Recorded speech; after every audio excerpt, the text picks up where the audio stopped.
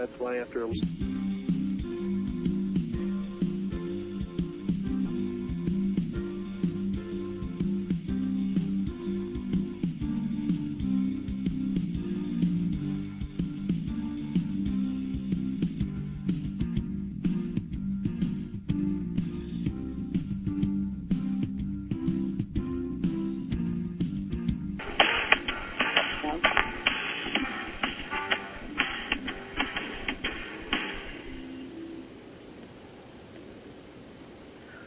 Welcome to the Dawn of Shades.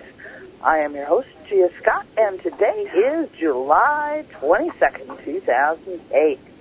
It's scorching hot here in New Orleans and has been for what seems like forever. I keep telling myself that we will get some relief about the end of October. I've been having dreams about a cold mountain stream and swimming in its pools, and the closest thing to that at my house is a slightly murky and definitely warm kiddie pool that's ruled by Red Dog. So I make do with a glass of iced tea or iced coffee. I groan about the electric rates and turn the fan up a notch. I'm thankful for that fan. I'm even more thankful for air conditioning, even when it's expensive. I don't cook in the house, barring the microwave. I spent a lot of time wondering if it was this hot when I was a kid, too, even though I didn't grow up anywhere near New Orleans. I just don't remember it being hot much when I was a kid, and the few times that it was, heading to the closest swimming hole was a sure cure. As a teenager, I remember a few nights where it was miserably hot during the summer and resorting to sleeping on the sofa where the air conditioner in the living room kept it more tolerable. It's funny, though, how childhood memories are patchy at times. I can remember how hot the pavement would be, even with black tar bubbling out of holes in it, and yet I walked barefoot on it. I remember how gloriously cool the dirt under a big shade tree would feel on my overheated feet, too. I also remember how absolutely lovely and icy cold a soda pop out of a bottle in a machine would taste. The bubbles, the sweetness, the flavor, the feel of that glass against your lips as well as in your hands. A cold cut sandwich with pickles and tomatoes and white bread and greasy potato chips on the side, cold lemonade, spitting watermelon seeds outside, and then your mom hosing you and the picnic table off. The smell of a marsh comes from midsummer, going fishing, camping, and going out on the boat. I think for me, a big part of memories are always the smells. What do you remember best about summer as a kid? What makes you smile as you remember it? And what makes you groan as you remember it? I remember horrible bathing suits. And girls today don't know how good they have it compared to the fabrics used in the 60s. So girls, don't you even dare think that those bathing suits are horrible. You have no idea. I'm going to leave our personal distant past behind now and bring you to our guest for tonight. Tonight, our guest is my good friend and associate, November Hansen. November is also the host of the program Voice of the People, which airs on Saturday evenings on the Paranormal Radio Network. But November and I have a history that is far older than that of the Paranormal Radio Network for our hosting a program. Long, long ago, far, far away, in a dimension where things were still quite unformed, in a pool of barely formed thoughts and ideas called cosmic consciousness, we met and became friends. We discussed and exchanged ideas, disagreed and agreed, and repeated the experience over and over again as we worked towards finding that path that would start us to where we are today. We know a lot about each other, I suppose, after our long association. I know that I respect November's keen intellect immensely. She has an amazing amount of data hidden inside of her head and has probably forgotten more than I know on any given day. Today she's agreed to come on the Dawn of Shades with me so that we can both share a little bit of ourselves and our own experiences with the audience. The webmaster has also put together a lovely page on the website, www.exogenynetwork.com.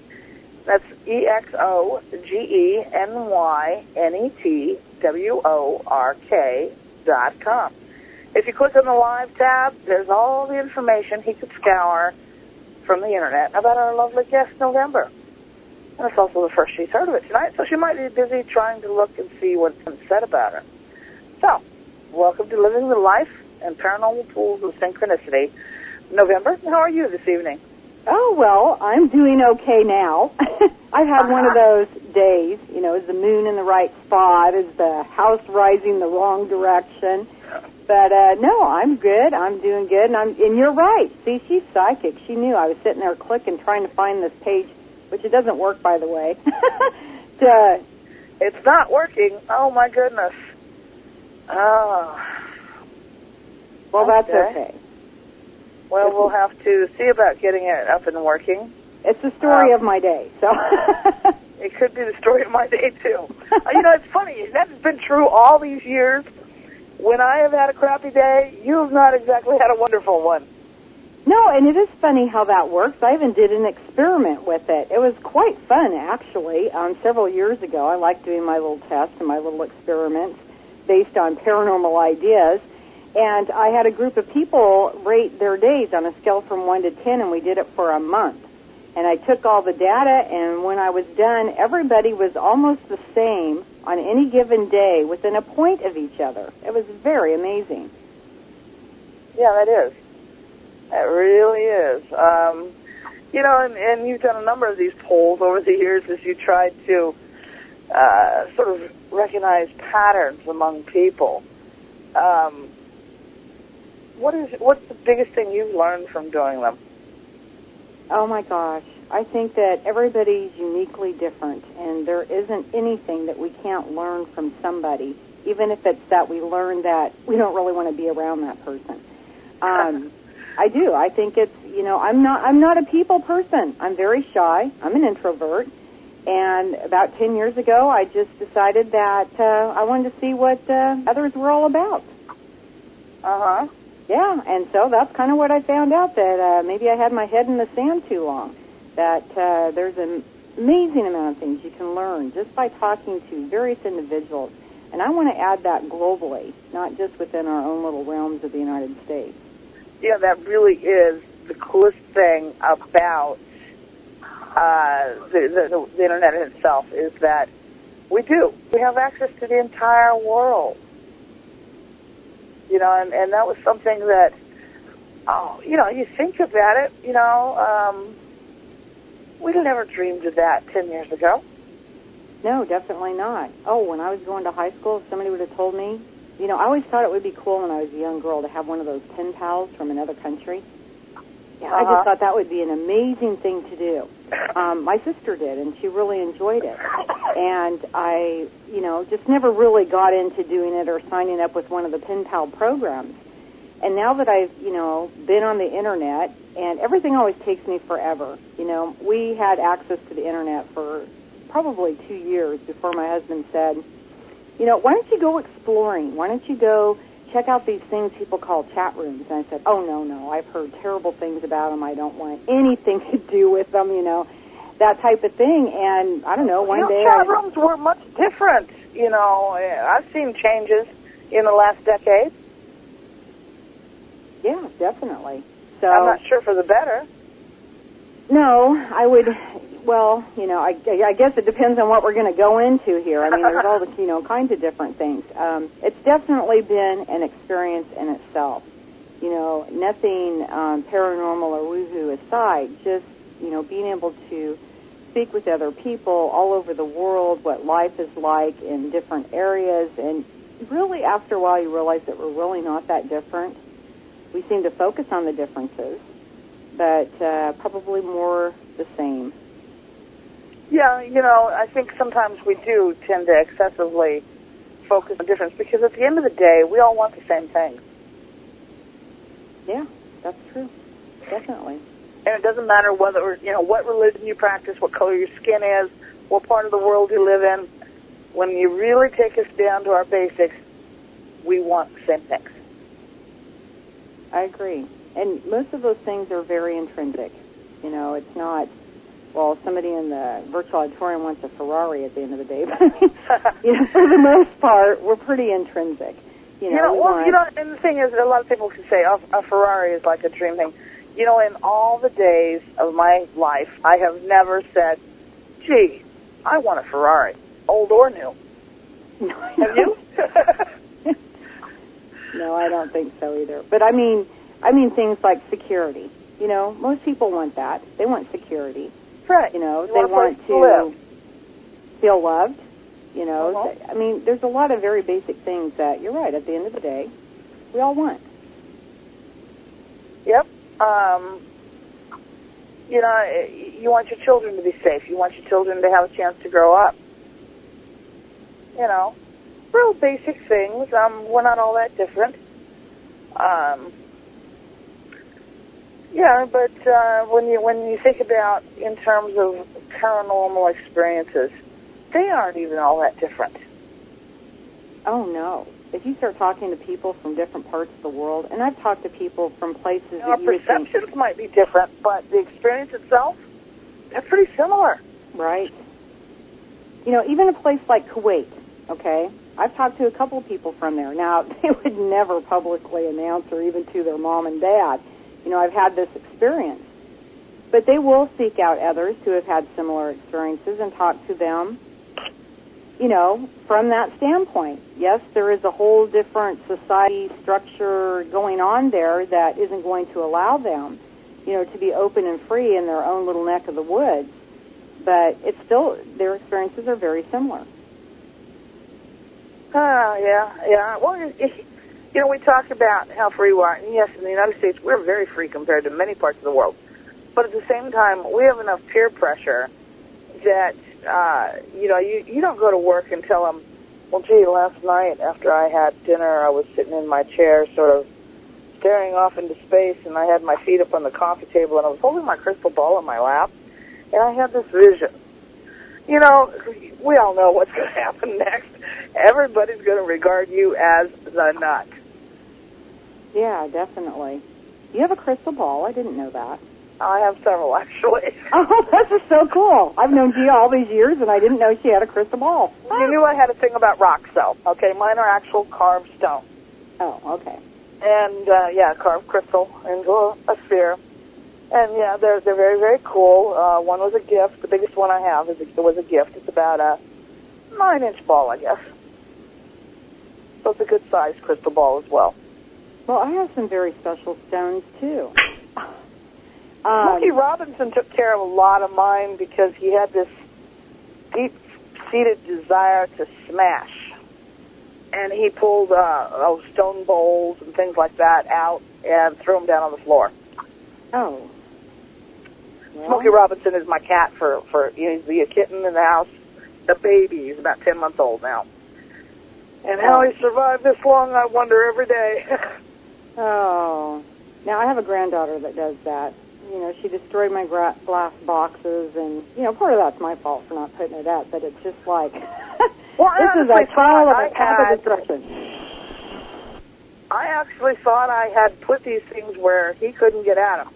I had them in the corner. I had other things in front of him. You know, there was nothing up there to appeal to him. And I come in one day, and there is smashed stone bowl on the floor. Anyhow. Well, November, are you still there? I'm still here. To test the emergency broadcasting system. Everybody's getting a hurricane but us. I hope we don't get a hurricane. Although I hear that the Mexico-Texas border is about to be inflicted with, at least it's a mild one, because Dolly was supposed to only make Category 1. So that's much better than a major hurricane. Somebody in the virtual auditorium says Brownsville always gets hit. You know, they get hit often, but there's a lot of places you get hit often, actually. Poor Florida. I mean, come on, they're sticking out there saying, hit me! Yeah. And they really do get hit a lot. Well, I think it's just a subject of life and where you have to go. So looking on the terms, Gia, paranormal proportions, how have you did life differently because you're involved in this subject? Now, listen to me. Now, I sound like I'm being the host, don't I? That's hard to do. It is hard to be a guest. Well, we've always had this give and take. Anyhow, we've always gone back and forth. You know, it's our history, you know. Right. But, yeah, you know, how can I say what's different? You know, that's sort of like asking me, how has having brown eyes changed your life? I don't know. Well, it really is an intrinsic part of your life. I mean, I've actually, though, went to the proportions, if you will, of, just thinking, okay, really, how has it changed my life? What types of things have I done differently? How has it enhanced my life? How has it made it more difficult? What would I have done if it was never there? I mean, I guess in the end it's really irrelevant because, life is what it already is sitting here today. But, well, even, okay, I used to live in Arizona for years and years. I lived in Arizona, and one day I got up and decided to move to New Orleans. Now, some people would say that was the result of paranormal events in my life. Others would say that's the result of things that were going on in your life. I do know that I did have someone tell me, it's probably 6 months to a year before, that I was going to move to New Orleans. Now, I'm a small-town person, to the core. I had no desire to live in any sort of an urban environment. And my response was, when pigs fly. So, even today, I will often say, I have seen pigs fly, because I do live in New Orleans now. Yeah, well, I haven't moved from the community I grew up in, and most people would say, especially my teachers, that's insane. You got to get out. I've had a chance to explore quite a bit of the United States, probably far more than most people, and I've had a great time doing it. But I always like coming home. I've got green trees, rolling hills, and I do live really remote. I mean, I take small town community to the limit. The population in the little community I live in is a few hundred. Yeah, I think about it. I've lived where it was about 20 miles or so to the nearest paved road and power line and phone line. And then it was another 20, 30, 40 miles to town. And that was just going to be a little, one-horse town. If you wanted to get to a real town, it was going to be an all-day project to go there and do anything and then come home. I didn't live that remote the last few years before I left Arizona. But, I've been in very, very remote areas. And I was quite comfortable there. And I wouldn't say that I'm uncomfortable at all living in an urban environment, New Orleans, though, is a very small-town sort of city. Yeah, I have to be honest. I couldn't say. I haven't experienced living in an urban environment, so I couldn't say whether I would like it or not. I know when I go to visit it, I don't care for it. But if I'm living there, to be honest, I couldn't wait to get out when I went to visit.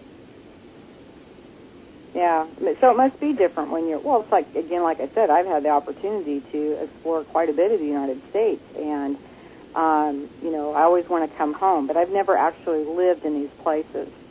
Now, I have to admit, living in a conservative, a community of conservative religions and conservative people and whatnot, I stuck out like a sore thumb. Now, living in New Orleans, on a weird scale, I don't even get a rank. I would imagine you wouldn't. Seriously, I can dress as goofy as I want. I'm still not even going to stick out. I'm sure it's quite a city.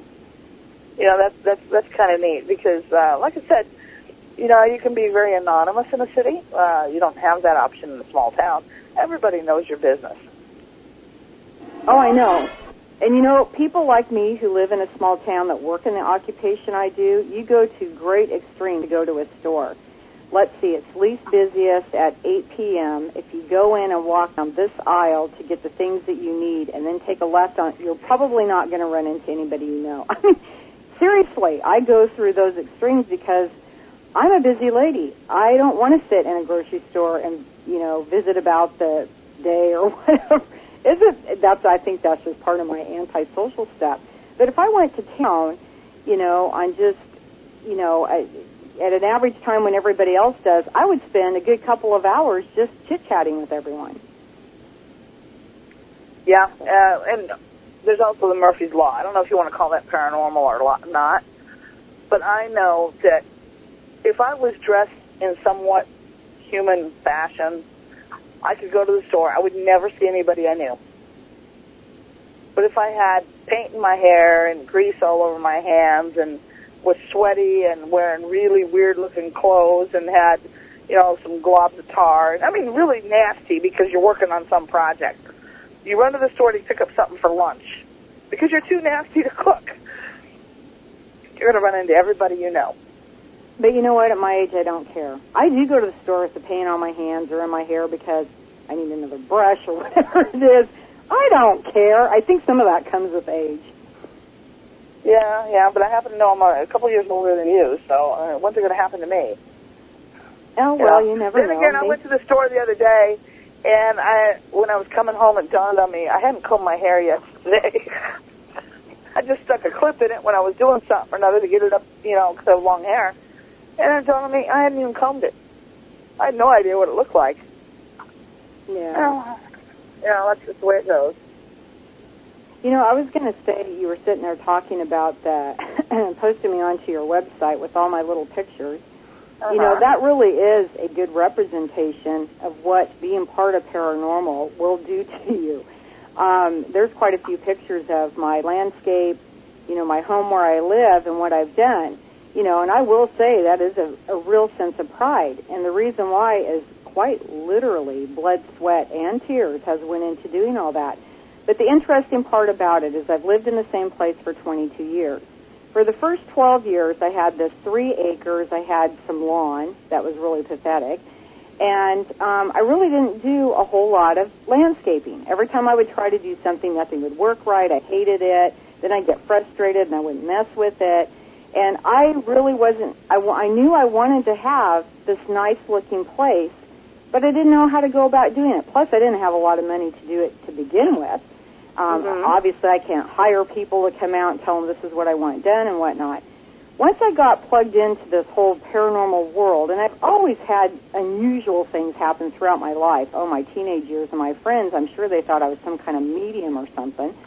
But anyways, I had learned that what I needed to do is to regionalize things.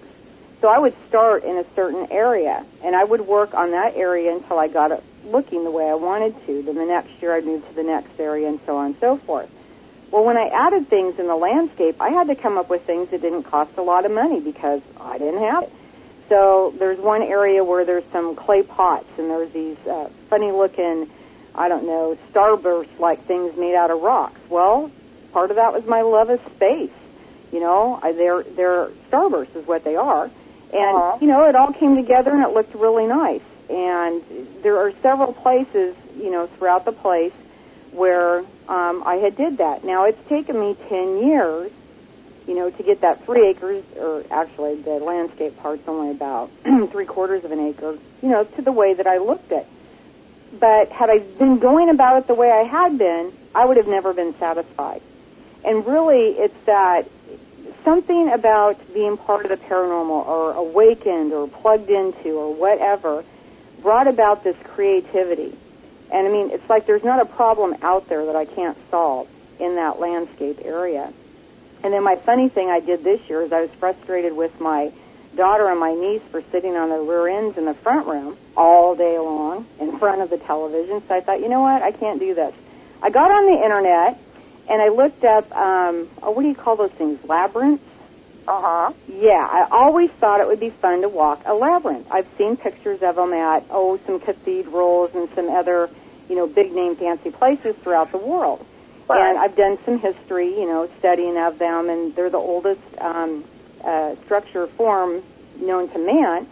And I thought that would be really cool. Maybe, I'm not expecting anything extraordinary to happen, just, to walk a labyrinth.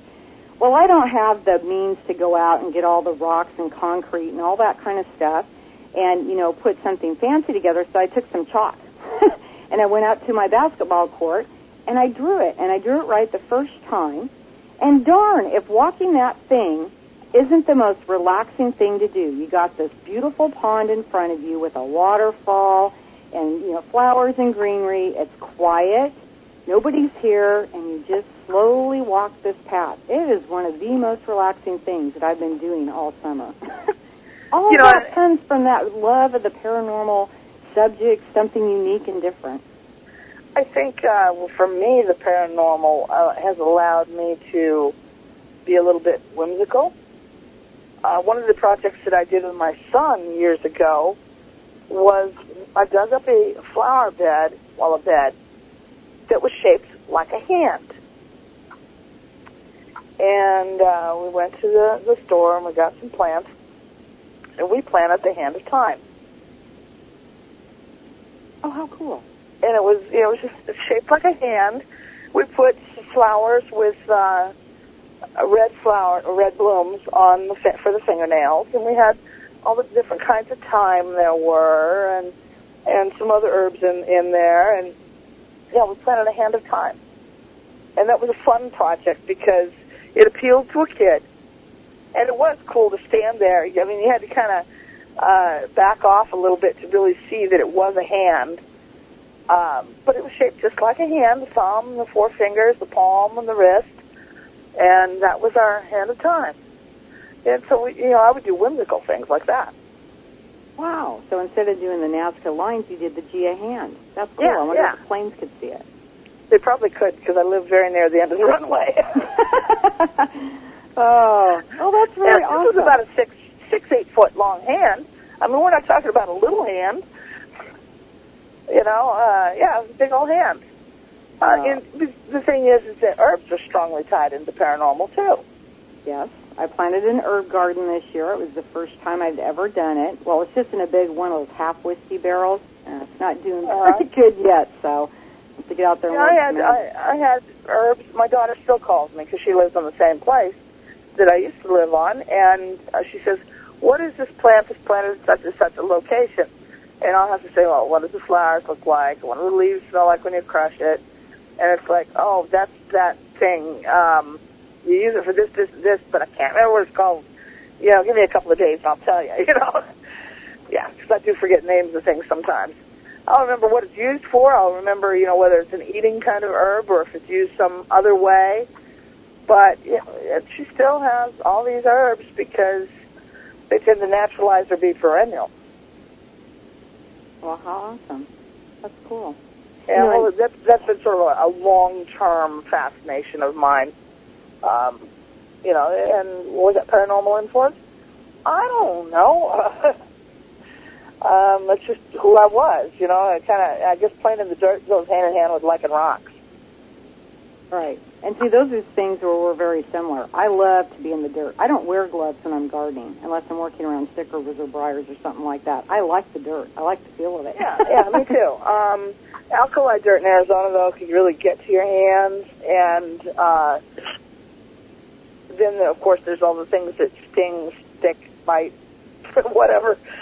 So when I was going to be where those things were, I had to wear gloves. Yeah. I made a discovery digging in the dirt, I think it was a couple of years ago, and I didn't know this until I had a guest on my program that was talking about a meteor fragment. And from a long time ago, I told him how deep they were and everything. He says, oh, yeah, that's probably what they were. Anyways, I lost a nail or something, and so I use the magnets. I have a pretty powerful magnet, and I go out there to, pick up nails and stuff like that I lose in the ground when I'm working. And all of a sudden, all these little dirt is what it looked like, all clung to the magnet. And I found out later that that's not dirt, that's meteor fragments from a long time ago. Not necessarily. Not necessarily? Not necessarily. I did used to work a lot with meteorites. If your soil has iron fragments in it, iron ore and whatnot, it'll make like these hair-like things. We used to play with it when I was a kid and growing up in Iowa. You would take a magnet out in the dirt, and there was no meteor involved in it, because not all meteorites are iron anyhow. And you would collect this iron dust, I guess you'd say, out of the dirt. And if you drew a face on a piece of paper and sprinkled this dirt on, off of the magnet, you could, put beards and mustaches and whatnot and decorate the face, But yeah, we actually played with that stuff. Huh. And it's real common. Any soil that has a fairly high iron content will have that. I don't know. It might have iron content. I don't know. It's clay. Does clay have a lot of iron in it? We're doing a geology show here, everybody. Just to note that. It depends. Check with your state geology department at the college, the university. They can tell you whether or not there's likely to be. But I did do a fair amount of study about meteorites and spent a lot of time with them. a long time ago now. Oh. In another lifetime. Far, far away. Yeah. Yeah, long, long ago in a distant dimension. Yeah. Well, I have some other cool and amazing stories, but you know what? You might want to let those folks in New Orleans know what station they're listening to. Well, see, actually, they're not listening to us tonight. We're just on the Internet tonight. Really? Yes. See, here I am doing the host thing again. Okay, back to the paranormal. Other things that have happened to me in my life because of my, being involved in paranormal type subjects. And when I say involved, it's not like living, breathing at 24/7. I mean, I have a whole life. I have a husband and a family and job, occupation, career, all that kind of stuff. But I was working in a building one time with this other lady, very, very lovely lady. And I actually worked the guts up because she was kind of a free spirit type lady, and she was much older than me, probably my mother's age. And so I was telling her about, some of my experiences and a couple of my friends and some of the things, that my friends and I researched and how much we enjoyed each other's company. And for my birthday one year, she did a painting. She's an artist and has actually shown in galleries and that type of stuff. Anyways, so she did this painting based on some of the things that I told her. And she said, because one of my dear friends is Native American, that she in her studio lit incense and had drums playing in the background. She said she just wanted to have this feel that spirit was helping her paint this painting. So she presents this to me for my birthday, and I start looking at it, and I'm asking questions about it, and she says, I have to be honest with you, November, I have no idea where this came from. I really don't. I didn't have anything in mind of what I was going to do or anything like that. So in the painting, there's this building. Now, I didn't learn this until just a year ago, and the painting's now probably 5 or 6 years old. But the building in the painting is the structure that's at the end of the road, that the directions that my friend gave me before he passed on. That was a safe place. If anything should ever happen in the world and you need to know one of the safe places, this is where you go. It's important. You have to write these directions down. Well, it wasn't until Google Earth or whatever that I could really do some specific studies to find out where it was. All I knew is it was someplace in Arizona. But, you go north on this road and turn left here, and it's just a dirt road, and it's a very old building. It's made of rock. That's in the painting. Also in the painting, there's this triangle thing, and each of the symbols at the end of the triangles actually were symbols that represented me and my three friends. They were symbols that we were drawn to. And then about 4 months later, the lady calls me up and she says, my daughter was over here. She was looking at this painting. She was absolutely amazed by it. And she says, November, there's faces in the painting. And so I looked at it, and sure enough, there's 4 faces. And it's just almost kind of haunting. And, it could just be whatever, coincidence. Or 2 of them are clearly human faces. 2 of them are clearly something else. And when she did this, she did it with watercolors and tissue paper, of all things. Huh. So because of my experiences and something that I shared with somebody else, I got this art show quality painting from a friend of mine, and it is very unique. I should have took a picture of that and put it on the website. It's just, I like it. Yeah, it sounds like a fascinating painting. Oh, it's definitely something else. And this is the other thing. She entitled the painting when she gave it to me, and she called it The Keeper. And I said, why did you call it The Keeper? She says, I don't know. She says, maybe someday you'll find out. I have no clue. It's funny how, things kind of shift and change, our perception.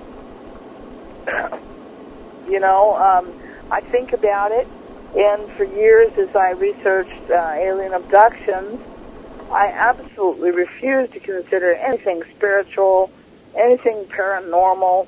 This was a very physical experience, and that was the only way I would regard it. Any religious discussion, I immediately would make comments about, I was getting hives or whatever. And now it's almost full circle. To me, it's like you can't have this without this being part of it. You know, I think so, too.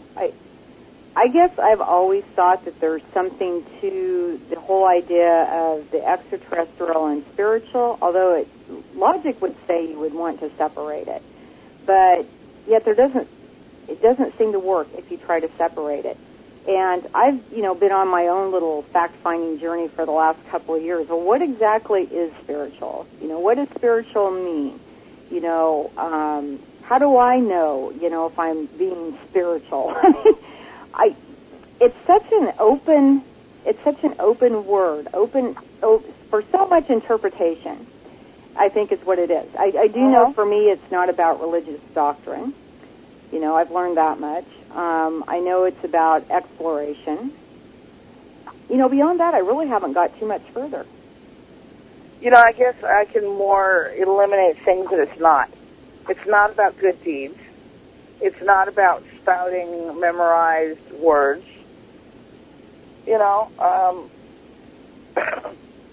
It's about something else. It's something inside of us. But, November, we do have a question in the virtual auditorium. They want to know if you feel less secluded because of the Internet, like you're not stuck in the woods without the telescope that you would like to have. I guess I never really thought about it, to be honest. Maybe. Honestly, I just don't know. I don't know that I actually feel like totally secluded because I like the feeling of being secluded. So I guess I don't consider that a bad thing. What is this producer saying? There's a star named after him?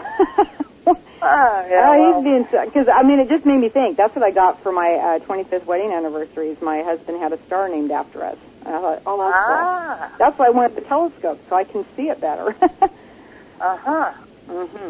And that's the other thing. That's another thing that brings about this whole, paranormal exploration of the entire universe, whatever information I can find, is my husband knew, and I got to tell you, he is, very atheist. If it doesn't look good under a microscope, it does not exist. I'm not going to convince him otherwise.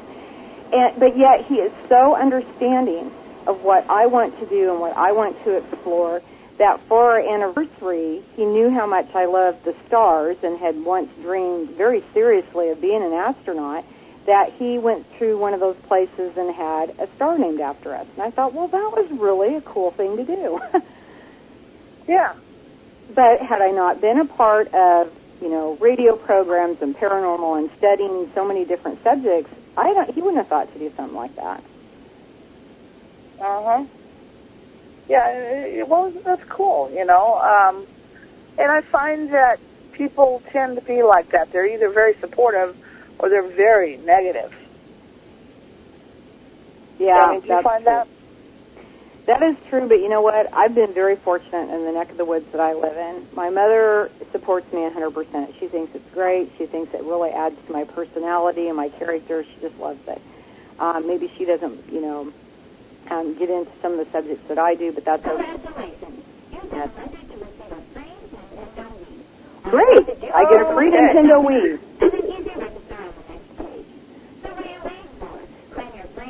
I don't know what this is.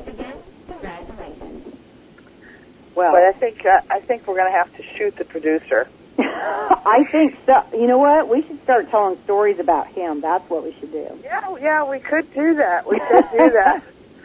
Like the plans we had for getting this big, giant hook. Nice barbed hook.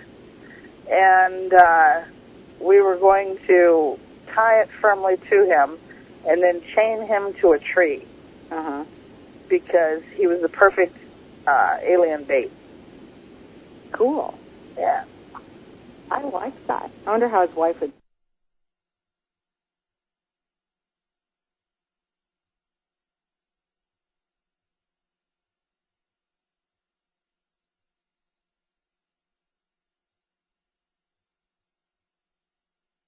Here it's got the chain too. Woo.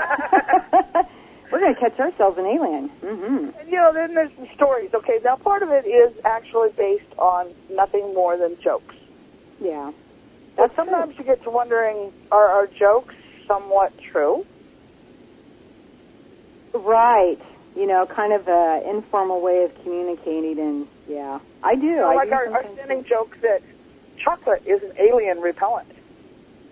And if you get abducted after eating chocolate, well, that's because you didn't eat enough chocolate. Okay, now that one sounds a little outlandish.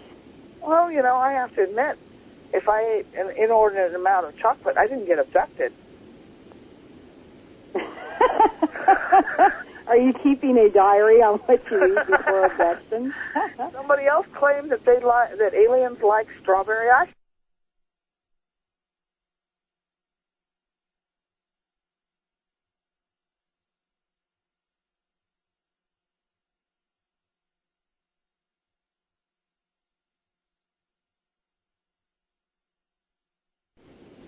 Oh, I like that one, too. Actually, I have a planned experiment coming up. I'm not telling anybody about it, though, because they're going to be a part of it without knowing. Ah. Yeah. Well, see, I have to admit, I've done a little bit of experimenting, too. I think we all do to some degree or another. How much are you willing to admit to? I have good results. How about you? Well, I actually wrote an article. That was the reason for the experiment. Maybe it wasn't fair because the subjects, you might say, were not aware that it was an experiment. But the reactions were quite interesting. The basis for the experiment was, when do you tell somebody that you are an alien abductee? When you, as a single person who's dating, when do you tell the other person, I'm an abductee?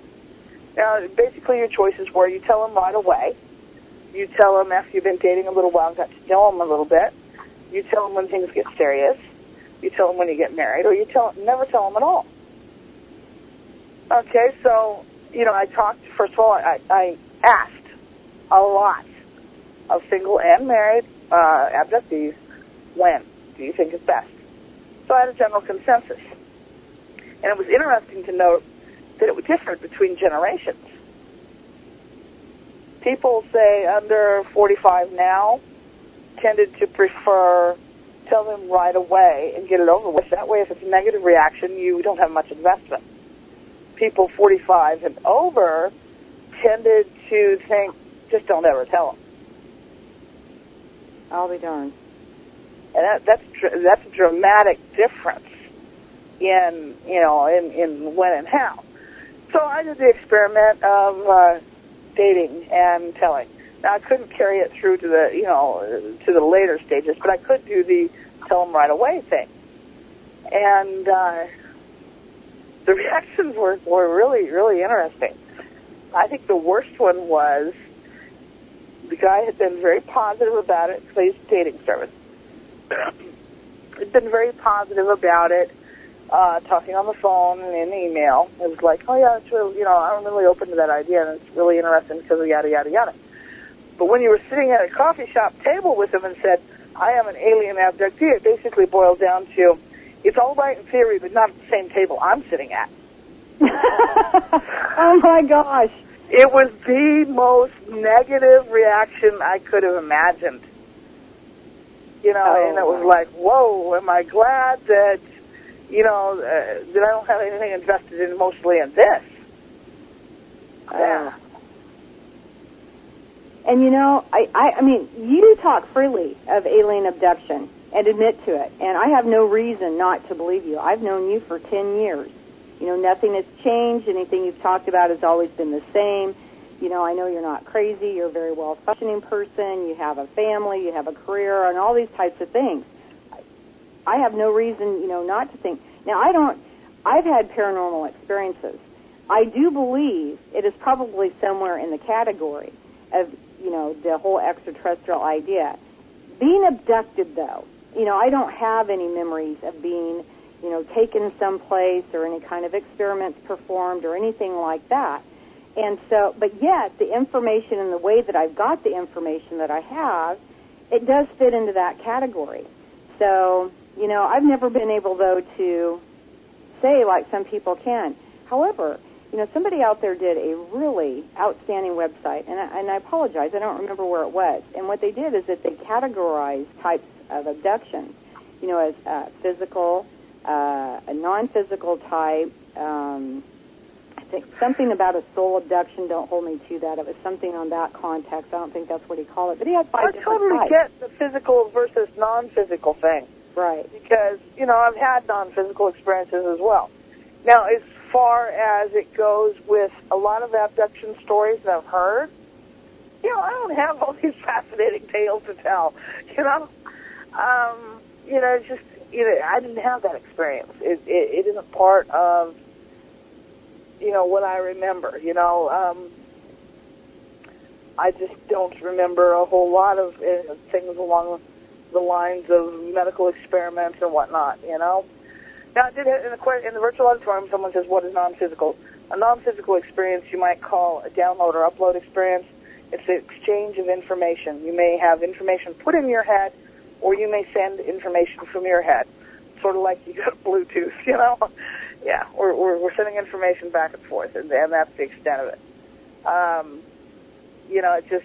It's a very strange thing, but the only explanation is there's non-physical contact. It's different than a psychic contact, and it's a very subtle difference. So to explain it to someone who has not had the experience, and that's another thing I find. I don't feel a need to go into great detail about abductions with non-experiencers because, as far as I can see, they lack the foundation of knowledge to understand what I'm trying to tell them. Yeah, well, they say, experiencing it or believing is... Okay, how does this go? Experiencing is believing. Yeah, if you haven't had... I cannot tell somebody, what it feels like to jump out of a plane if I haven't jumped out of a plane. I mean, I can say, yeah, well, I went down and it was kind of cool. I could say those types of things and I could agree with what their experience is.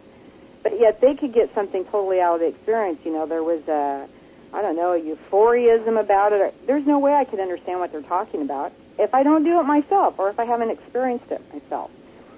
I think that's why a lot of people like to find other people who have had similar experiences, because they can talk to them and they do understand, what it is that they're talking about. And they feel, verified maybe because they've talked to somebody else and they understand them. Validation. Validation, yes. Yeah, validation. Yeah, my experience has been validated. It's been stamped, my intergalactic visa, you might say. And I spent a number of years trying to prove that I was just crazy. That's all that was the matter with me. I just needed a rubber room and a little pink pill and I'll be better. Right. Unfortunately, I consistently passed psychological evaluations, and I wasn't crazy. I'm not crazy. Being crazy would be much easier. So, and I'm very, I'm not alone in that. Most abductees at some point have just tried to prove that they're just crazy. These are delusions born of mustard too late at night or something, Yeah. Well, I think part of what got rid of the whole idea of being crazy to me is verifiable. My experiences have had more to do with information, looking for things, going into a direction. No, not looking for things, a feeling of being prompted to look for things.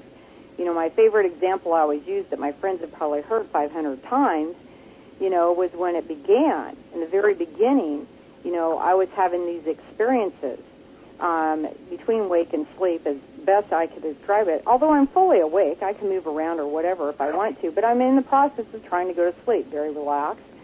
Anyways, I will see things, images, and it's always viewed as if I'm looking down on the places. Well, when this very first happened to me and I started, I'm looking down on this complex of some kind. There's, buildings of different kind of, geometric shapes, and, there's a whole terrain. I mean, it was like a moving picture that I'm looking down on, as if you were in a helicopter maybe. So, I just thought the whole thing was kind of strange. Well, a few months later, I thought, well, this is kind of weird. What if I could go onto the internet and actually find this place. That would be amazing. And I really had no expectations of finding it. I had pretty much regulated myself to it was just some kind of a weird dream or something. So, but just to satisfy my own senses, I did. I looked. And so I had to try to think, well, what would a place like that look like be? Maybe a research facility, because it has different shaped buildings. It's, anyway, so through the process of looking through 50 different websites, I actually found it. Not only did I find it, I found the still picture of the live picture that I seen. So I started looking into the area. It was called Brookhaven Institute. And I started looking at the area and the types of research they do, and I thought, woo, this is really cool. But it wasn't just that one. There was a whole bunch of things, and it wasn't necessarily a building or a facility of any place. There was a lot of archaeology involved in it. There was a book involved in it that happens to be in the basement of the Vatican. I found the picture of it on the internet, Just different things, random. They didn't make a lot of sense to me. After a while, these things all started to kind of come together, and there was a relationship to them. I don't know what I'm supposed to do with all this stuff. It's fascinating, I don't know what to do with it, though. Well, yeah. So I guess what I'm trying to say is that I was experiencing something that I could verify that the images I'm being shown do or did actually exist. Yeah. And that brings me to another thing, is the remote viewing. Remote viewing just fascinates me. But, I've also heard I don't forget who it was. I hate that. But one of the big name researchers into remote viewing said it was not a psychic phenomena, that anybody could do it. And I'm like, well, if it's not psychic, how in the world are they doing this? I couldn't understand how it could possibly not be psychic. And see, somebody had even suggested to me that maybe you were just naturally remote viewing. I'm like, huh? I mean, this is like 10 years ago. And I'd only briefly heard about it. There was some program on television, and I remember watching it going, whatever. It wasn't of interest to me at the time. So I did, I looked things up, and I did some things, and I, to try to understand, how they do it in their process. And then I got into the real nitty-gritty of it all, and I thought, you know what? Okay, this, it kind of makes sense. Obviously, they've had some good results with it, but it doesn't really sound like what I'm experiencing. It really doesn't. So, yeah, well, when I think about it, a lot of people, like you've had this bit where they show you things or you see things and the information thing. My experience with some of the abduction experiences was being tested, being shown patterns and over and over to recognize different kinds of patterns. Patterns I've never in my real life seen, and I hope nobody ever bombards me like they did with patterns. Yes, and I get a lot of that too, a lot of patterns. And one of the unusual things about it is that, there'll be something that comes up, and it's like I'll just ignore it. And there is this constant set of patterns that keeps appearing until I satisfy. For all I know, it's my inner self. But until I satisfy whatever it is, it will not stop. The image won't leave me alone or whatever. Going away from that sort of thing, the serial dreams. Do you have serial dreams? You mean like killing somebody? No. when serial dreams, like a serial program would be a program that continued on. Oh, yes. Okay. Isn't that funny? Words are funny. What pops into your mind when somebody says something. Yes, I hope you're not dreaming about being a serial killer there, November. No. No, I did have a series. The first one I had involved dome houses.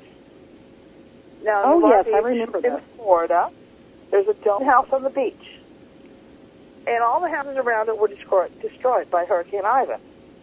And I'm not going to get this whole story out before the break, but, they all went through this whole series of things about this dome house. It took place over months. And there was all these synchronicities of every time I picked up a magazine, there would be an article about a dome house. And I'm talking random magazines, and whatnot. But, folks, it is time for a break. We will finish talking about serial dreams and dome houses when we return. So stay tuned to the Paranormal Radio Network, and the Dawn of Shades will be right back.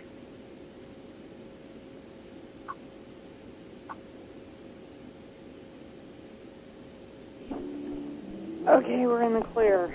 Yeah. Have you ever noticed this? I have, and maybe it's just me. Whenever I'm...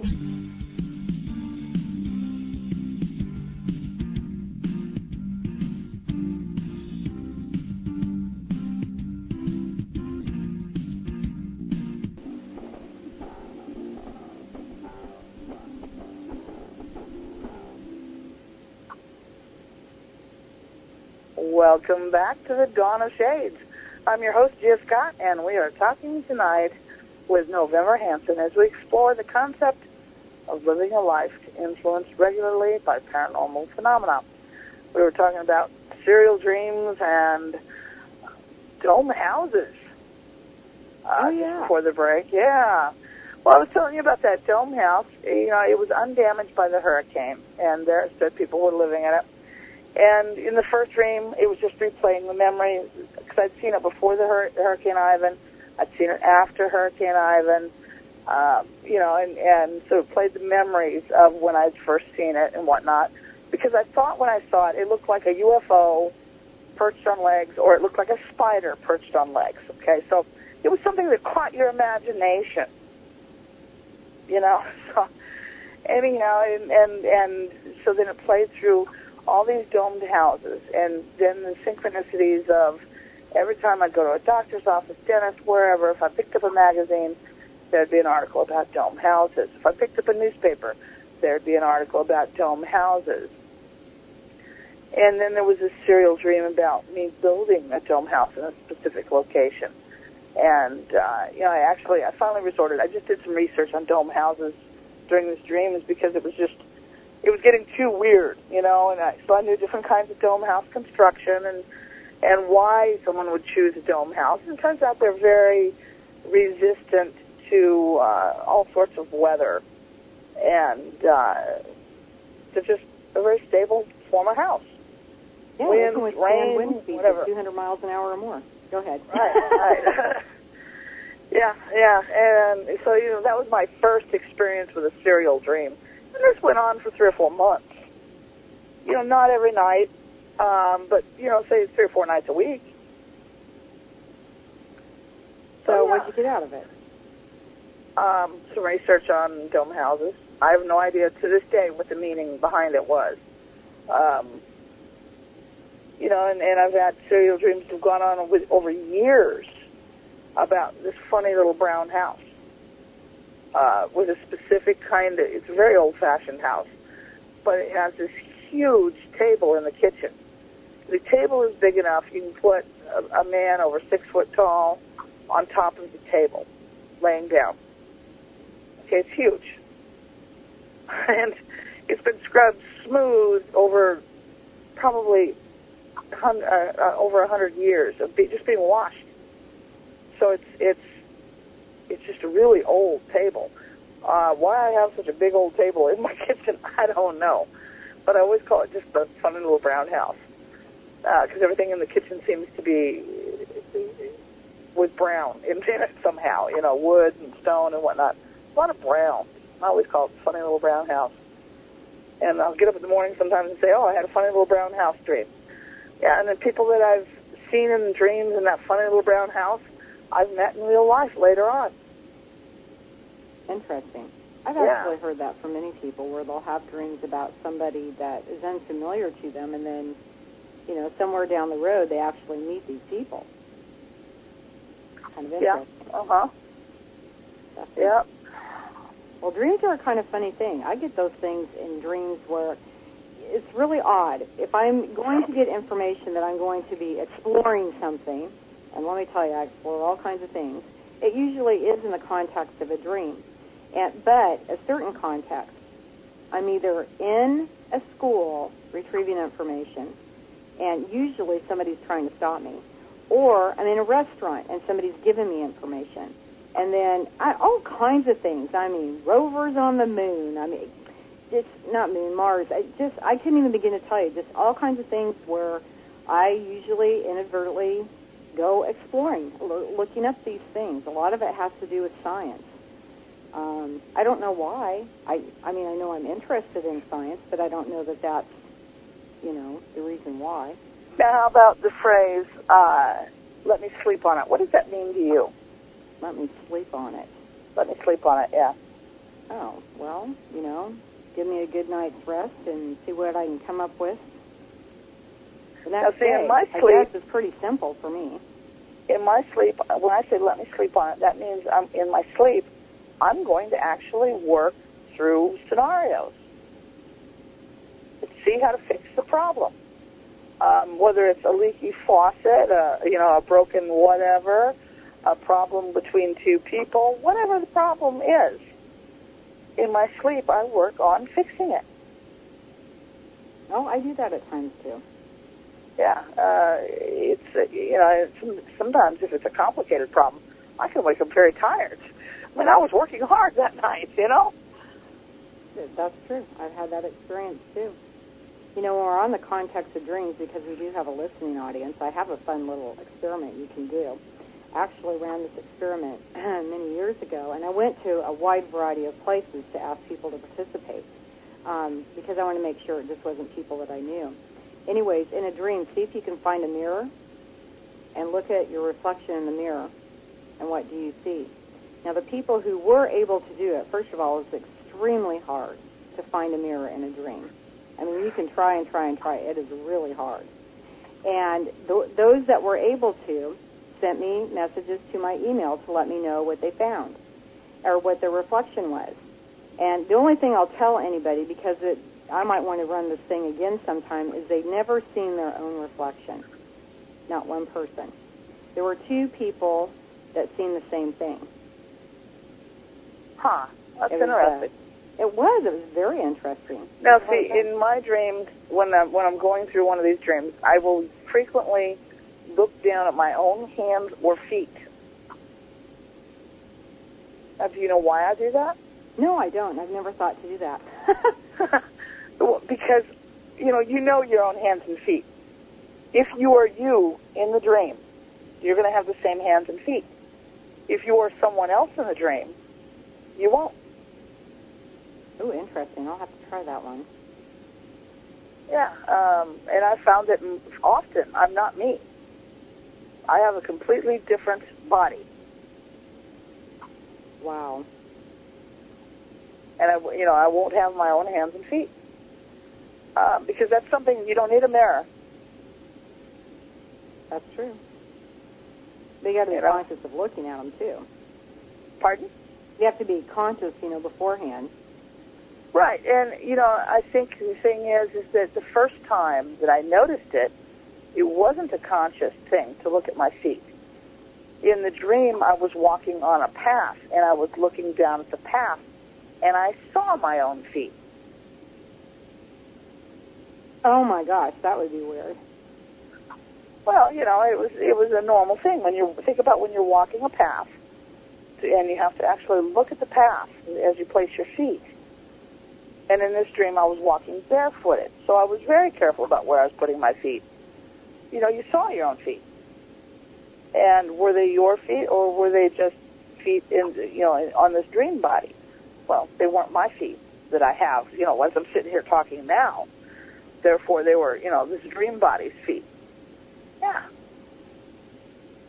Dreams are really fascinating things. There's so many things that you can learn from them. About your own psyche, even, because not everything is paranormal. Exactly. That's true. And there are just normal dreams. After a while, you can kind of, ascertain what's just something from something that happened during the day, or you ate the night before, or whatever. Or dream about something you wish would happen, or, right. What I call the fuzzy warm dreams. Nothing real specific, just this, nice cozy thing, Right. Yeah.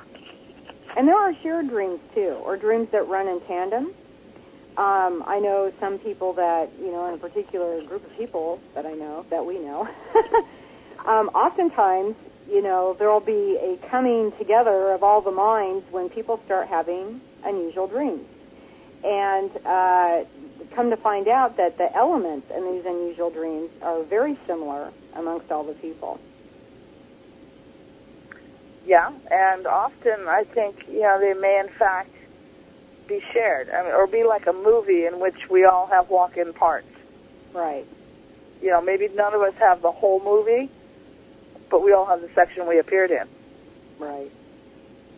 Yeah, that's always an interesting phenomena. Yes, it is, definitely. And sometimes it's a lot of fun to try and figure out what the message is. Oh, I think so. It's like trying to solve a puzzle. I like doing it. I like trying to solve a puzzle, trying to figure out what's going on, trying to figure out. We have a comedian in the virtual auditorium thinks he's a parrot.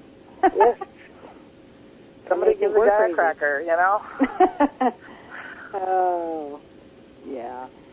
Living a life where you're doing things in the paranormal field is actually very interesting. I have to say, really, there's not too many dull moments. Yes, we have to deal with everything that goes on in life like everybody else. There's bills to pay. There's dishes to do. There's, a kid who's having problems to deal with. There's, somebody who has an event to go watch. All these different things. We do all those things. But yep, you got to get laundry done because you got to go to work at dawn tomorrow. Whatever. Right. So very normal, everyday lives. Never know. Most of the people you ever meet out on the streets or anything like that, they would have no idea. Although I don't know, I've had some really weird experiences though. This one time I was working with this woman. She was a substitute. And I have no idea what was going on that made her all of a sudden just walk into the room and stand right in front of me, in my zone. I don't like people in my zone. And looked me straight in the eye and she said, "Are you clairvoyant?" And I thought, okay, this is like really weird. I have said absolutely nothing to even indicate anything whatsoever. And, I just smiled and looked at her and said, no. I think she just wanted to know if I knew what it meant maybe. I don't know. Another time, I was in a video rental store, and this young boy, I don't know, maybe 12 years old or whatever, was, I seen him in my peripheral vision, and my daughter and I are standing there waiting to, check out our movie, whatever it was, and this boy comes over, and he's standing right next to us, and he says, "Excuse me," or something like that, to get our attention, and we both turn to look at him, and he says, "Are you guys aliens?" And I'm like, okay, why did it... So I looked at the movie, was I renting an alien movie? No. And he just smiled, and then he walked away, went back to whatever video game he was looking at. It was like a place out of time. It was like something out of context with time. It was so weird. My daughter and I looked at each other, and she said, how would he even know that you're even kind of... It was very strange. Another time I was at work, and there was a young girl, and I was escorting her someplace, and she stopped me, and she took my hand, she looked at me, and she says, "Were you an angel sent down from heaven to help me through my troubles?" And I'm going, no. Just weird little comments from people that I barely know or don't know at all. And I've had that happen many times over my life. But what's so strange is that it's not like somebody walking up saying, "You look really familiar to me. Have we met before?" They have some real bizarre comment to say. That's strange. Yeah, I have to admit that I have been in very odd locations doing things that are very non-paranormal, and there's no visible paranormal paraphernalia around me. It's not like I'm walking around wearing a tinfoil hat and wearing an alien T-shirt and have bumper stickers and all that kind of stuff. Exactly. I don't have any of that. Right. And all of a sudden somebody will come up and feel a need to start telling you about their experience with aliens, or about their interest in aliens, or about the ghost, or whatever, and it's like, what about me says that you've got to tell me this? Because sometimes you just don't have time. It'd be nice if we all had infinite amount of time, and every time somebody does this, you could go through the whole story and then do a complete investigation and find out if it was real. But the reality is, we usually don't. Right. We're too caught up in the mundane things to do that.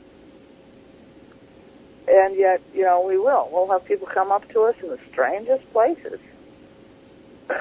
Yeah. And the ghost thing is not something that I'm particularly overly interested in or never really have been. And I get stuff about that, too. I had a friend show up at my door one day. This was like, we're talking 25 years ago. And I no more open the door. She grabs my arm and she starts pulling me out the door. And I said, "What are you doing?" And she says, "You got to come with me. You have to come with me right now." Well, I couldn't. I was watching my younger brothers. I said, "I can't." She said, "No, you don't understand." She says, "There's this girl and the ghost of her dead mother's in the basement." She said, "I seen it. I need you to come and check this out." Like, why would she think I would be the person to come check it out? I have no idea. Oh, I'll tell you. I don't know. Maybe there's something, huh? I have to admit, my entire life, I have had ghosts around. And what surprised me, because I never thought that much about it, sometimes they scare you, sometimes they were just icky, sometimes you just didn't think about them. Okay? They were just there, like the woodwork or whatever. And I was taking my mom and my daughter and son-in-law out to dinner. To the hotel I was taking them to have dinner happened to be a haunted hotel. And so we were talking about that because it had been recently restored and everything. And we were talking about the hotel and its history. And my mom, we're actually in the hotel at this point. My mom looks at clerk or something, the maitre d', whatever, somebody that was working there, and tells them that I am a ghost magnet. If there's any ghosts around, they were going to come out because I was there. And I was like, since when have I been a ghost magnet? We did not see any ghosts that night, and I have not seen any since then. Well, I guess your mom chased them all away. I did take a picture after the hurricane.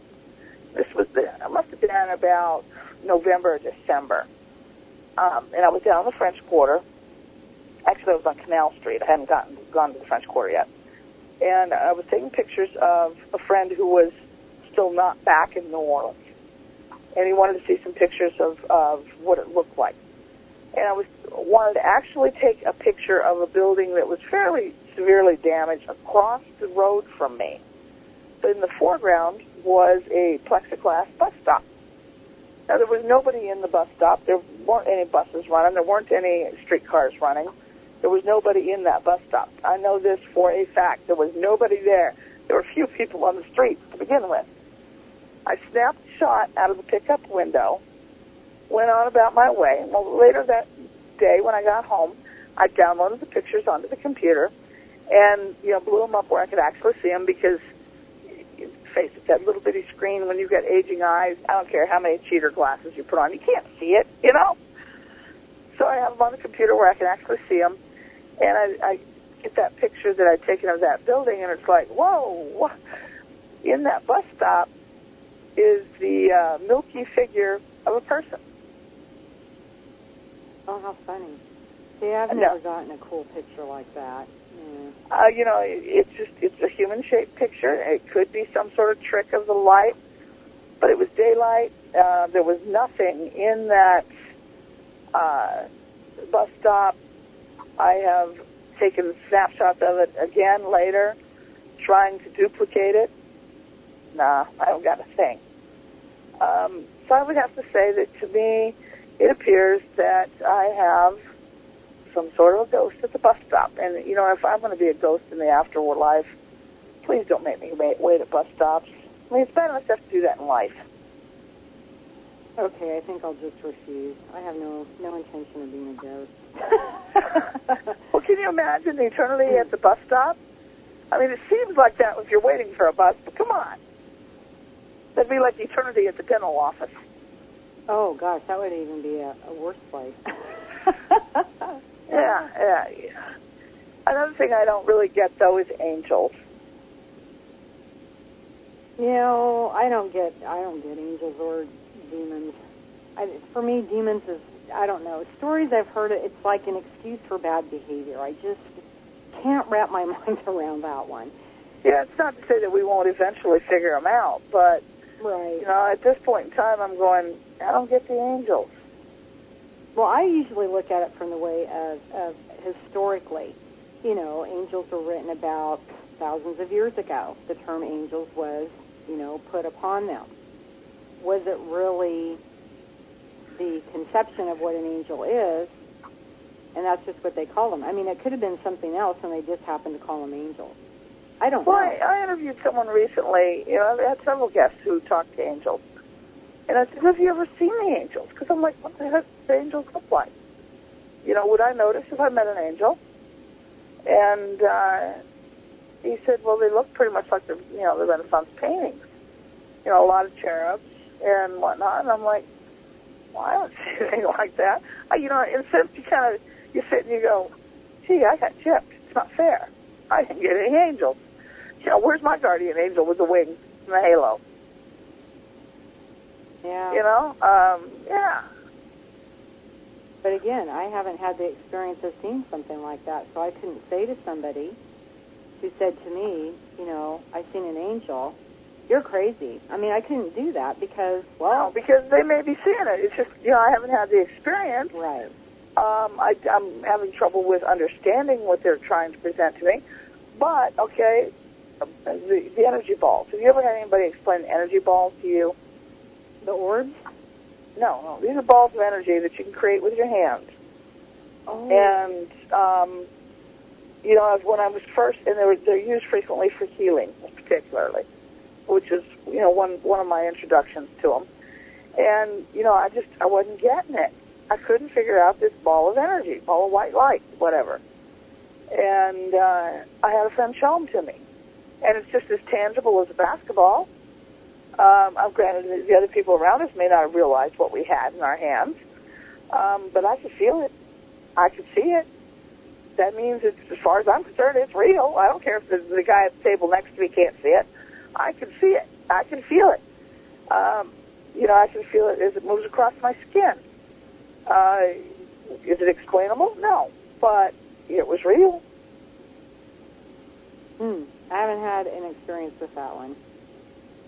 Sounds intriguing, though. Well, you would love it. I mean, if you ever get a chance to. Yeah, because I really didn't get it. It was like, yeah, okay, come on. You know, because a lot of times you do get sold a bill of goods in paranormal. There are, you know, there's a shyster on every corner for something. Right. Yeah, there is a lot of discernment that goes along with the subject. I mean, you can't believe everything. I mean, some of it is just made up. So, you know, it is. It's a really rough subject. Yeah, it is. I watched the Larry King live show, I think it was this last Saturday, and was actually very impressed because 10 years ago, if I would have seen something on the media that was a UFO-type program, I guarantee you, you know, that the program would have been centered on those of the skeptical nature, that it's impossible, these things couldn't be real, that type of thing. But this time it was very different. And actually the last couple of times I've watched these types of programs, they're moving into a different format of, you know, what's considered real or not. It's really interesting to watch the subject develop over the last 10 years. Well, I think they're getting away from using things like, that Prophets from Las Vegas that turned out to be a fake and a hoaxer, and the stereotype of the woman in the trailer park and the fuzzy slippers and the moo-moo. Right. You know, that one. You know, all that sort of thing. You know, it wasn't realistic. You know, most people who've had a sighting or had an experience aren't that woman from the trailer park. They aren't a hoaxing con man from Las Vegas. Right. You know, most people are very normal, average people, have employment, have families, have careers, you know, whatever. You know, they're normal. They don't have any ulterior motive in making this report. In fact, making this report is very risky for them. Exactly. And I've met a lot of people who will talk about the subject on the side, and they're very fascinated with it, but it's not something that they would ever want anybody else to find out about. Oh, yeah, yeah. You know, one was, what was his occupation? He was the director for a major national hospital. They have a particular name, can't think of it. But anyways, you know, he was a very, you know, firm believer that, you know, that there were extraterrestrials and these experiences do happen, but boy, would he ever come out with that? No, he would talk to you privately about it, but that was it. Right, right. And then if he would have said his name, he would have denied it. Oh, yeah. So, well, even me, I talk very openly in, you know, like this forum. right. Would I talk openly about it at work? No. Right. Am I going to go down to the local grocery store and start telling perfect strangers about it? No. Right. You know, because I know that it's going to cause people to look at me as though I'm nuts. I just don't want to deal with it. Is that wrong? Is that being deceitful? Probably, but, you know, I also don't tell them what color my underwear is. Right. No, I think it's just a matter of self-preservation. Really. You know, you want to preserve yourself from being exposed and ridiculed for reasons that to you really don't make any sense. Yeah, and you know, I have seen some things that defy explanation. I have worked and worked to try and figure out an explanation for them. I have seen entities that I have to accept the traditional explanation of what they were, because there certainly isn't a modern explanation for what I saw. And I know I saw it. You know, I know I wasn't in an altered state of consciousness induced by chemicals or you know, excessive emotion or anything else. I wasn't expecting this. I was going about my business in my way. Yep. You know, and then you would see one of these entities, and the things I saw, I guess the closest description I can come up with is for those people who saw the movie Ghost, these black things that came and got the bad people. Oh, to me, they look like congealed shadows. Uh-huh. They were somewhat similar to that, except they had eyes and mouths. And they made sounds the likes of which I never want to hear again. Oh, wow. I mean, just, and I had multiple experiences over a period of a few months, and it was like, I don't like this. I don't like this. You know, so, you know, I think, you know, when you get into especially traditional beliefs regarding how you can influence people's behavior and whatnot, and, you know, it's somewhat, I guess you might call black magic, because it is magic designed to work around negativism. And that's what these black entities were supposedly associated with. And, you know, they had negative works for me because they were, like I said, congealed shadows is the only way I can put it. You know, it's just, you don't know what they were. Then you've heard me talk, too, about the black thing. The black thing for me was the most horrific experience of my life. You know, the black thing's very interesting. There's no books on it. There's no information on the internet on it. Yet I know at least 4 or 5 individuals that have had an experience with it, whatever it is. That one is a real enigma. I know that, because I collected stories about it after, because initially I actually blamed it on some sort of suggestion or whatever from my husband at the time, because I was married at the time, that it was not real, that it was my imagination. So I didn't talk about it with anybody until someone else came forward with a story about it. And I was like, whoa, you're describing the same thing I saw, but they had seen it in Louisiana and I had seen it in Arizona. Same experience, same entity, but entirely different locale. So then I was like, okay, we've had these two experiences. I know that they didn't make it up because they took the story I had and and made it theirs. So it's not made up. They couldn't have matched the story this closely, making it up. There's just no way. Right. And so, I started asking people, have you ever had this experience with the black thing? And it's funny, anybody who's had an experience, the black thing always, they know what I'm talking about. And so they would tell me about what had happened. Now, I talked to people who were on horseback, on bicycle, on foot, and in motor vehicles. It always just almost catches them. It always chases them from, you might say, a UFO hotspot, a place where craft are frequently seen. It always, just like I said, almost catches them. It always just suddenly disappears. And there's always more than one person during the experience. And it's usually two. Pardon? And there's a lot of fear with the experience. Okay, the fear. Yeah, the fear is it's an unrealistic fear reaction. It's beyond the normal fear levels that person could possibly have. If it's someone who is easily scared, it's still going to be far beyond what they've ever experienced. If it's someone who's very difficult to scare, it's still going to be far beyond their normal fear level. So yeah, it was a crazy thing, but it was very consistent. It's always more than one person. It didn't matter what kind of method of transportation they were using. It always almost caught them, was all. In my case, the thoughts in my head were, if it catches us, it's a fate worse than death. I have no idea what I was talking about. But, yeah, I mean, unless you've been there, I suppose it sounds totally insane. But I don't know what it was. It was chasing along behind us in a Jeep, suddenly vanished.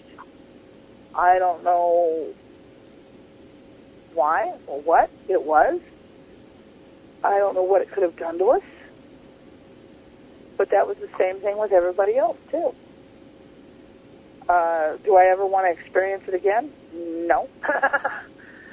It's pretty scary.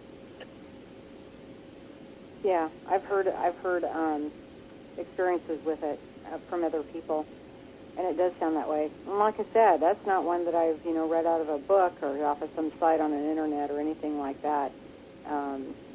Very interesting, indeed. Yeah, you really have to ask people to get them to talk about it at all if they've had an experience. I think the youngest someone had an experience, they must have been like 10, 12 years old. As far as the oldest, probably 50 or 60 years old. It's usually adults, and it's, like I said, more than one. And we have a question in the virtual auditorium wanting to know if we were probed, too. No, we were not. It merely chased us. Okay? I don't know if it had probes. I'm not even sure it had a physical we were talking about aliens necessarily at that point in time. And I've had somebody from Australia tell me about an experience with this. The experience is always the same. Yeah, in Australia, the UK, all over the United States, Canada. I think that was it. Yeah. As far as where I talked to people from. Yeah. It was an interesting avenue of research. Did I document it? No. That was probably why I got the people to talk to me about it. I was actually researching this in terms of personal knowledge more than trying to prove any sort of a case. I don't think we can arrest the black thing anyhow. No. No. And, the other thing, too, is you can sit here and you can talk about an experience. The perception of somebody listening in might think, oh, my gosh, they must have this stuff happen to them every day. When I think back over the last 10 years, and when I'm talking about experience, I'm probably talking about, I call it static experience. You might have something that's going on for a couple of months, you might have something going on in a week that lasts for 3 or 4 days. You might go 6 months, and they're just really, there's nothing there, nothing, you're just busy with life, and then, things happen again, and so you're off exploring or doing whatever it is, sharing with other people, seeing if things are going on with other people. I think there's a misconception that people who have paranormal experiences are always having these experiences. And the one that really gets me the most is the whole schizophrenic one. I just such ignorant people, they have not studied the DSM-V, they don't know what constitutes that, they don't understand what the diagnosis is of, and I'm sitting here, my gosh, they just throw these things out, and they don't even know what they're talking about. I think what made me think about that, and this is kind of like off the beaten path, but I'm really angry at this other radio show host that's not anywhere, has anything to do with this network about autism today. I'm going, oh my gosh, what a show of ignorance. How could somebody make a statement like that and have done no research, no clue, nothing? It just irritates me. Because you hear something on a radio show does not mean it's truth.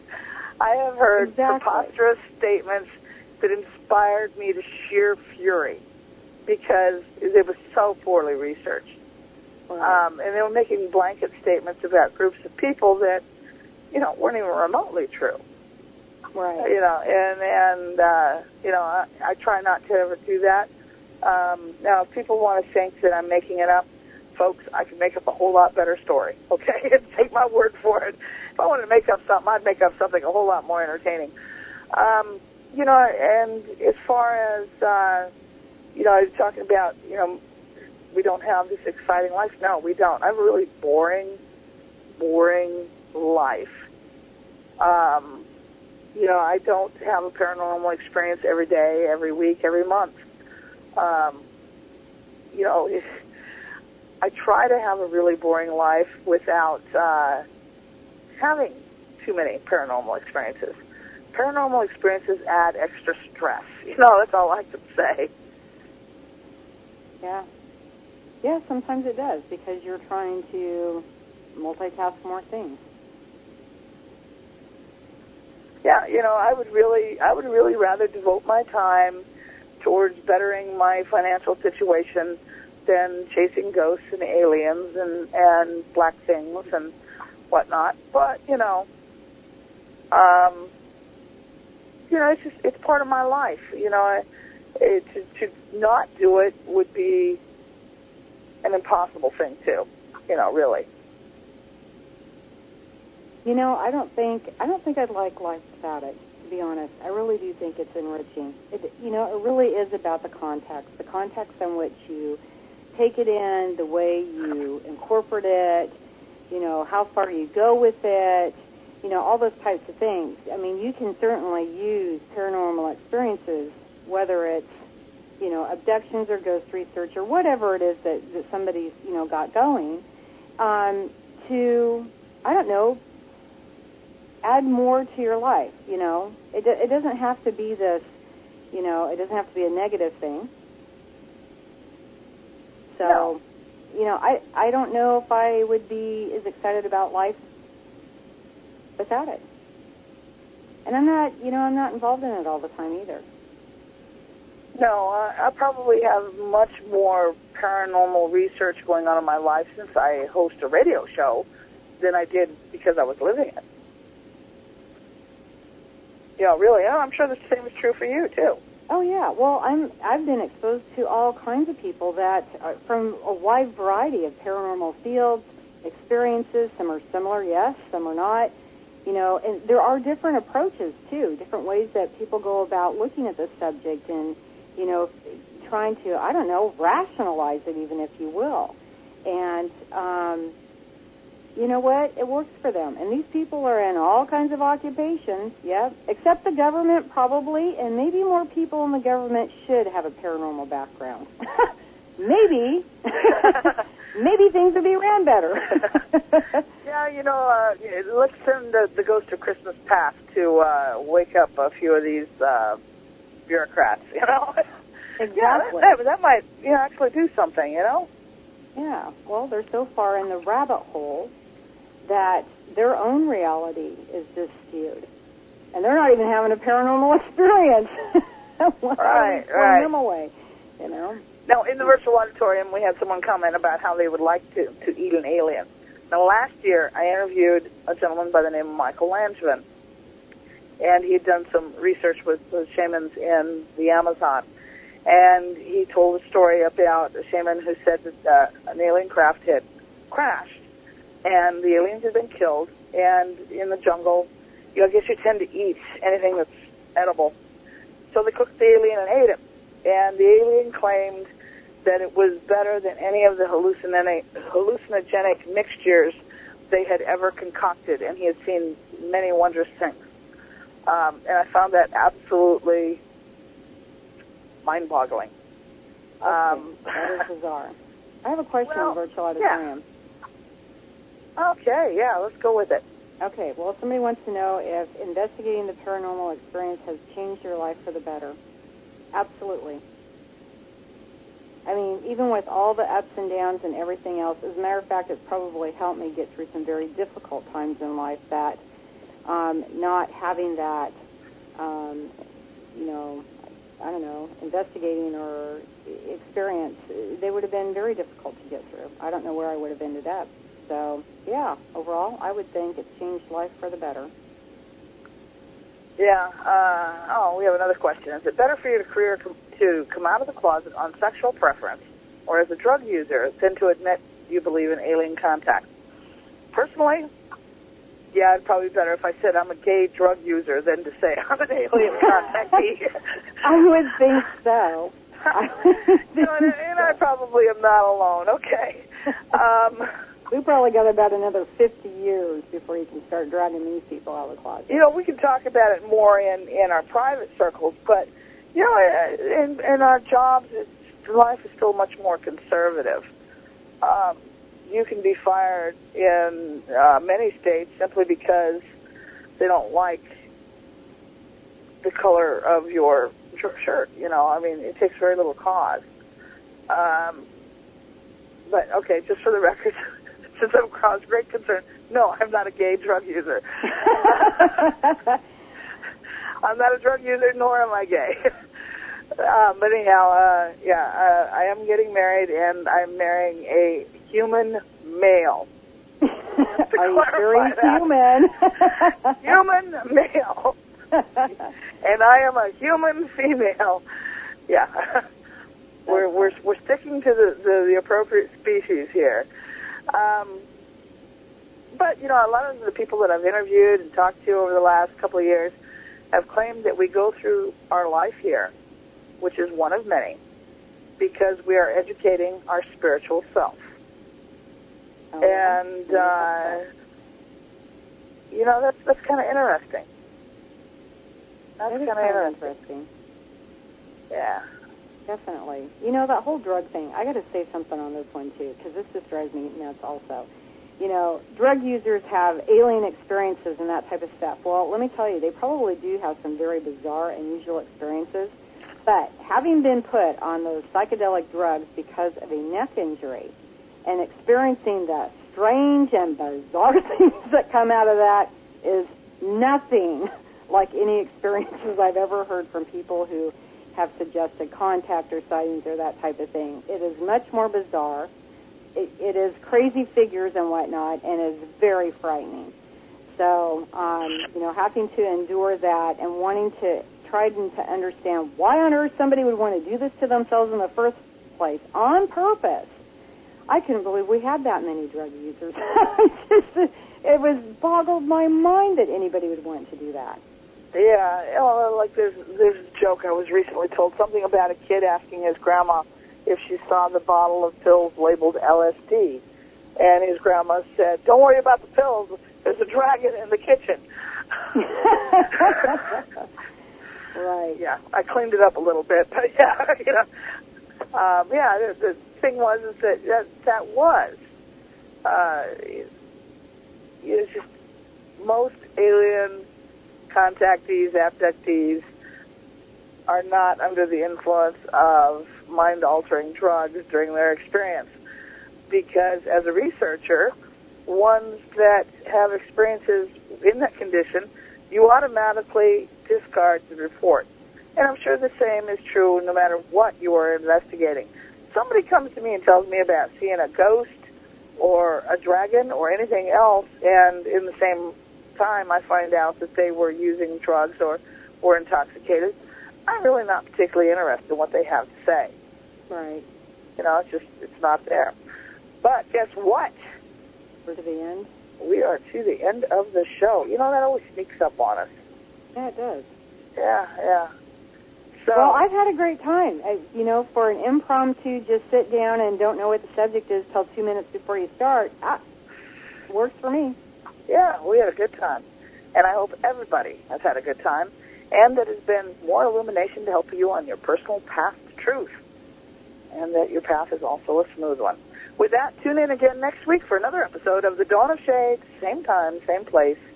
And I am your host, Gia Scott, and good night.